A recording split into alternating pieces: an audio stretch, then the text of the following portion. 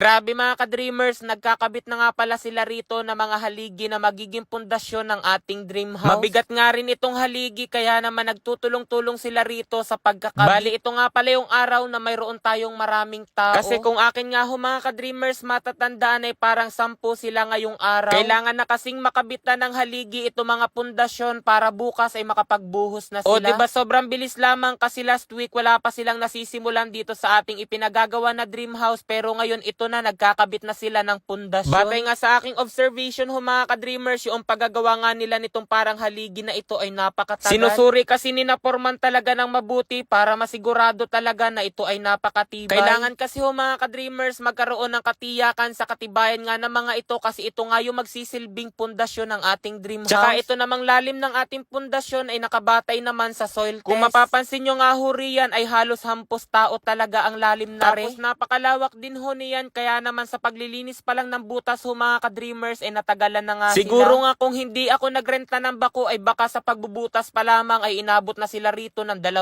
linggo. Sapagkat napakarami nga ng haligi mga ka-dreamers itong ating dream house parang nasa 16 tapos may 2 deposito. Kaya sa aking palagay kung hindi nga ako nagrenta ng bako hanggang ngayon baka sila nga rito ay naguhukay pa rin. Iyon din naman kasi ang advice ng aking ngang architect para mas mapabilis ang trabaho. Kasi kahit nagsisimula pa nga lang ang mga ka-dreamers ang construction ng ating dream house ay excited na talaga ako na matapos ito. Bukod kasi sa ikinagagalak namin na makatira na nga sa sariling bahay ay nangangamba rin kami kasi nga yung bahay na aming inuupahan ay palaging binabaha kapag umuulan. Sa totoo lang mga ka-dreamers, pwede naman talaga na lumipat kami sa ibang ang upahan. Kaso hindi ko kayang putulin yung aking pangako mismo sa sarili ko na kapag aalis nga kami sa bahay na aming inuupahan ay doon na kami lilipat sa sarili naming bahay. At dini na nga ho iyon mga ka-dreamers sa ating ipinagagawa na dream house. Kung kayo nga yung uri ng tao na naniniwala sa superstition ay mauunawaan ninyo ang aking dahilan. Sapagkat sa nilayo-layo nga ng aking paglalakbay nahanap ko lamang iyong swerte ay doon nga sa bahay na inuupahan namin sa loob na ng 3 taon. At hanggang ngayon nga ho mga ka-dreamers ay tuloy-tuloy pa rin ang pagbuhos ng biyaya. Kaya naman may sentimental value talaga ho mga ka-dreamers yung bahay nga na inuupahan namin kahit hindi naman talaga sa amin. Na makapag-update nga ako sa inyo ng video nga namin nung bumaha noong bagyong Christine ay naku napakarami sa inyo nagsabi na ka-dreamer bakit hindi na lamang kayo lumipat sa ibang paupahan. Kaya ngayon ho mga ka-dreamers alam nyo na yung aking dahilan kung bakit hindi namin magawa-gawa iyon ng biglaan. Tsaka nagawa nga namin magtyaga roon ng 3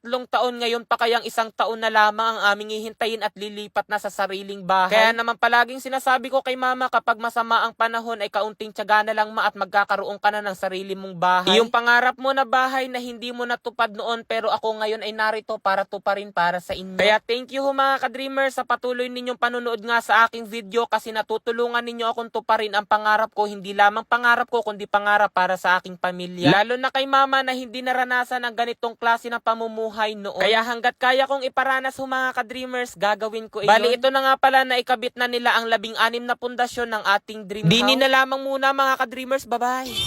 41,500! Grabe! 12,500. Yung 1,000 ko naging 84,100. O di ba mga ka-dreamers, sobrang dali lamang kumita rito kay PH Perry. Kaya kung nais nyo rin kumita ng napakalaking pera, nasa comment section lang ang link para mag-register at mag-deposit ng 100. Tapos huwag nyo kalimutan mag-screenshot at ilagay iyan sa comment section para manalo kayo ng 500 pesos. Ang mahilig ko ritong laruin ay ang Super Ace. So mga ka-dreamers, dito kay Super Ace, magbebet lamang ako riyan ng 1,000. Tignan natin kung magkano ang aking mapananaluhan din eh.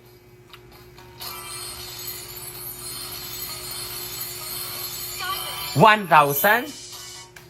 Uy, scatter agad. Play. 200. 800. 100. 1,200. Wow, 3,000 ano? 2,000. Uy, 4,800. 1,800. 2,000. 41,500. Grabe. 12,500. 4,000. Ayun na. 5,000. Hala. Hala, hala, hala, hala. Hala, hala. Hala. 200. 400. 3,600.